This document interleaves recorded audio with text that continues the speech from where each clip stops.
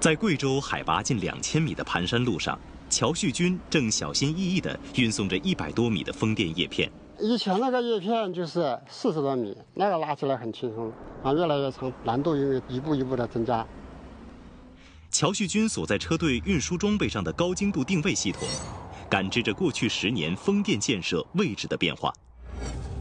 2015年时，他们只能从3个制造基地出发，全年仅有14条线路。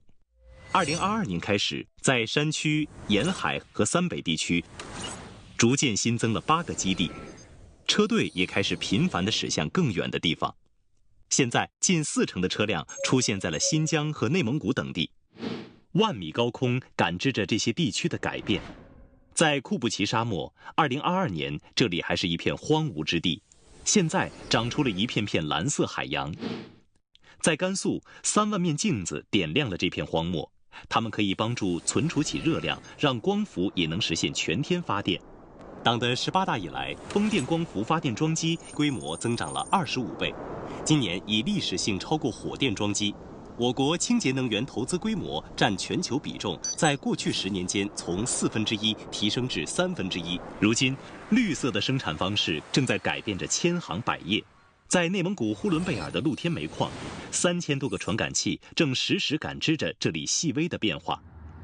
为了保证开采时不会对山体造成影响，边坡雷达实现了对山体形变的毫米级监测。噪声监测仪则敏锐捕捉着环境中的声音。持续10年的声音监测数据显示，矿山环境发生了明显改善。2015年时，这里几乎只有柴油车的轰鸣声。今年100辆电动无人矿卡的出现，让噪声不断降低。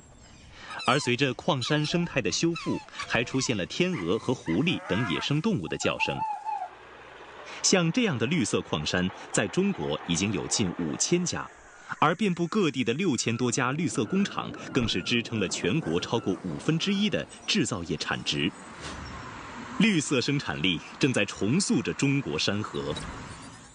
2015年的京沪高速第一次出现了覆盖全线的新能源汽车充电桩。到了2024年，几乎所有的高速公路都被覆盖。与之同步的是，新能源汽车的保有量与2015年相比增长了60多倍。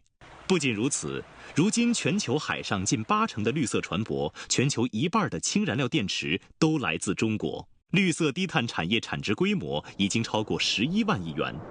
绿色生产力不仅仅改善着生态和环境，更在推动着能源转型和产业升级，为中国高质量发展带来源源不断的新动能。